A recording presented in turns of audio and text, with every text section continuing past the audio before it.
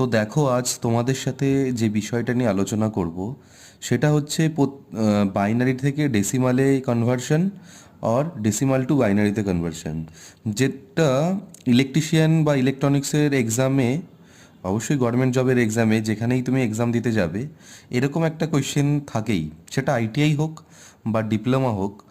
Normally এই দুটো এক্সামের ক্ষেত্রেই এইরকম একটা কোয়েশ্চেন কিন্তু তুলে দেয় এক্সামিনার। তো দেখো, আমরা এবার একটা এক্সাম্পল নিয়ে দেখছি।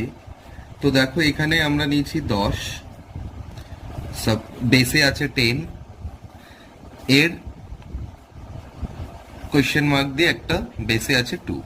তো এই যে কোয়েশ্চেনটা আমরা দিয়েছি বা নিয়েছি এখানে, এখানে এই কোয়েশ্চেন থেকে আমরা কি বুঝতে পারছি যে এক্সামিনার আমাদের কাছ থেকে কি চেয়েছে। তো এক্সামিনার আমাদের কাছে এটাই চেয়েছে কি ডেসিমাল থেকে বাইনারিতে কনভার্সন করতে